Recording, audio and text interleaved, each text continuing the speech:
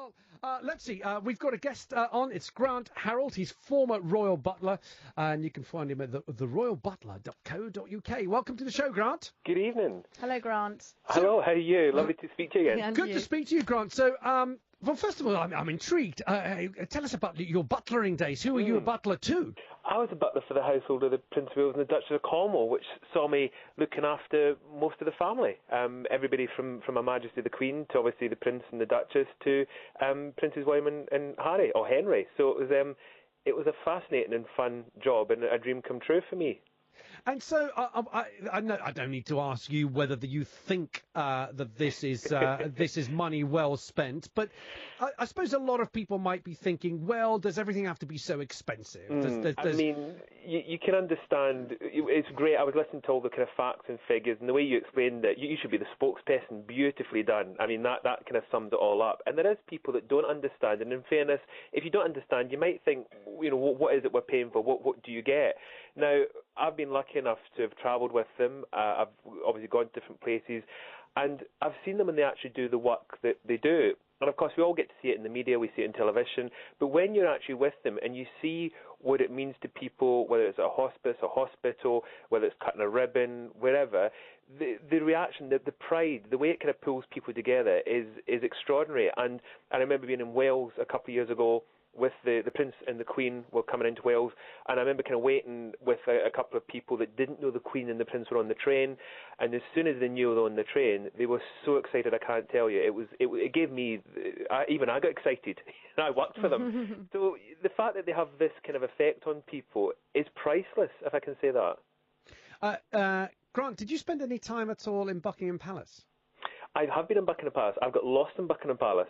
It's a nightmare. You need a piece of string to kind of work out from A to B. But yes, I have been in Buckingham Palace. And is it really falling apart? Because I remember sort of having the conversation again on the radio about people thinking, well, should we be paying 329 million quid for a refurbishment of Buckingham Palace? Does it need that money spent on it? Do you know, like all these kind of big houses, castles, palaces, it's like the fourth rail bridge. They're always needing work. As soon as you finish one part, it's time to start again. They're a money pit, which is why, sadly, so many of these big houses are handed over to different trusts or charities or sold on because they just cost so much to keep running. Now, if you can imagine, Buckingham Palace it's a working palace, and obviously it's open to the public as well. So you've got the added addition of God knows how many thousands of people each year, or 100,000 that actually go through it. So it is a constant kind of job. Now, the fact that they need to do this renovation work, I think, is sensible. It's better doing it now than later because it's only going to cost more money. And sadly, these things aren't cheap. There will be lots of people, though, saying, well, we don't really need a royal family now because, yes, OK, they bring some money in, but, it's a position of privilege and we just want to get rid of that.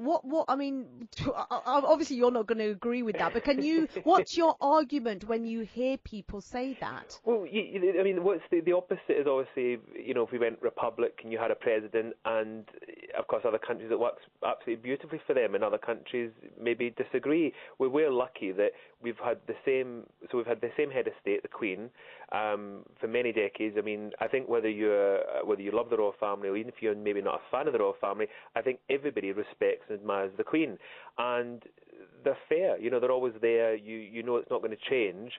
And I think there's something about that. There's a kind of security about that. I might be wrong, but I think it gives people a sense of security that we're not worrying about that. The prime ministers, the governments come and go. Some of the governments we like, some of the governments we don't.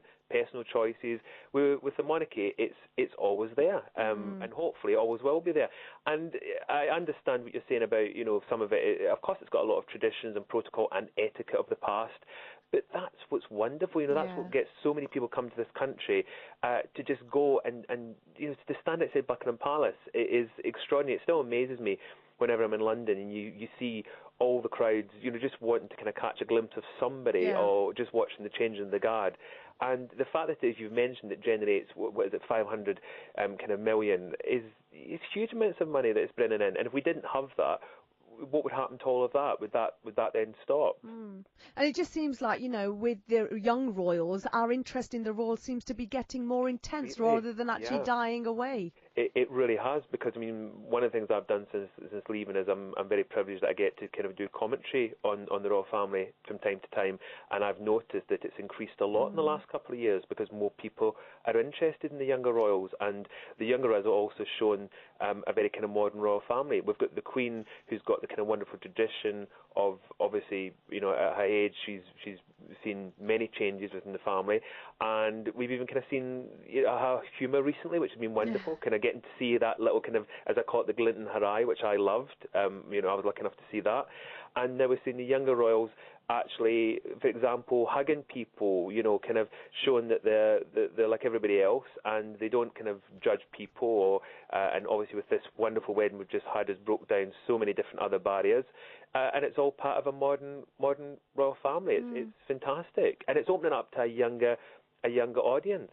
That's the other thing, you know, younger people are becoming more interested in the royal family. I think even your daughter, Sarah, I think I heard you saying earlier on something else, talking about your daughter. Yeah. And I love that story because that sums it up. Yeah. And certainly Meghan has helped in that, hasn't she? Well, yeah, that's what I was talking about today, that, you know, we were talking about, it's a completely different issue, but the fact that actually for somebody like my daughter who is Asian, you know, having a princess that she can relate to because of the colour of her skin is just inspirational and really uplifting. So I think you know that's been a massive asset. I think so. And so many people have said that to me as well. You know, this is what's wonderful. And I've always said, you know, that the royal family, you know, working for them and getting to see them with people, I know that there's no kind of discrimination or anything like that going on. And when you actually see this step, this is wonderful, and this just shows how modern it is. And you know, long may this all continue.